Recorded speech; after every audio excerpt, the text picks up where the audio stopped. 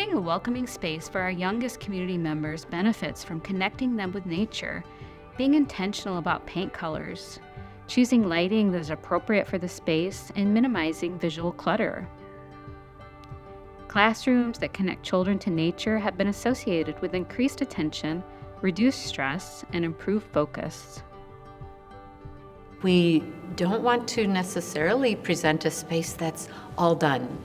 We want to have a large area potentially on the wall to display what you're studying, what you're learning about. We always focus our studies on things in nature. And so if you're studying owls, you might want to have a display of some owl feathers that we have collected, or pictures of things that you're learning about. So there's going to be a part of the room that is built by the kids, with the teachers as they learn about something, and then they put it up there, and then they can go back to it, and they can talk about it, and they can add on to, we call it a study wall. We also use floor books to collect the moments from the day that you have outside and bring them in, and then you learn literacy and writing skills as you do all of that. So we don't want a space that is all created for them.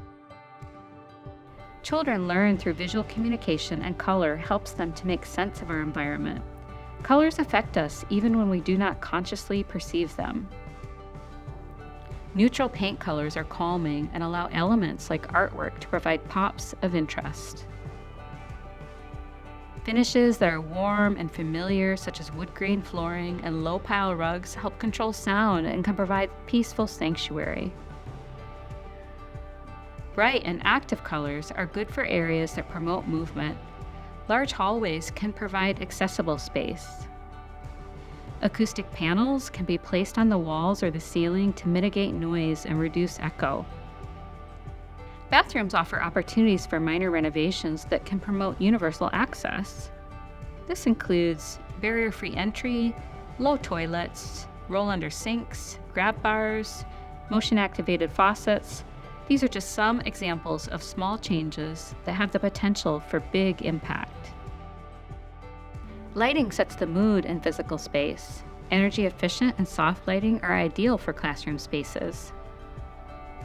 Other lighting options include LED lights hidden under the top of ductwork, track lighting, clip-on lamps, and under-the-counter lamps. Window shades are important for light control.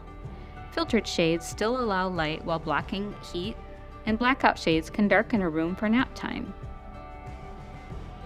Consider lowered lighting in areas such as a reading nook and activity table to create a comfortable environment at a child's scale.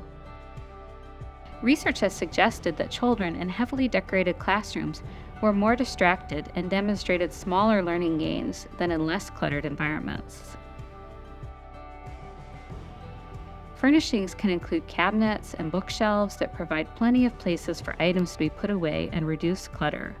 Having those open spaces allows for imagination, right? It allows, if you think about your own home, if your counter's a mess, like I can live with that for a little bit, but then at some point, even a creative mind like mine is needing some order, right? And so we're gonna start with that order, we're gonna start with that clean slate and allow them to really manipulate the space to meet their needs in that moment.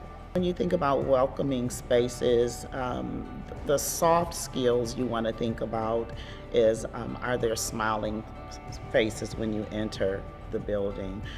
Does it feel nurturing and family friendly?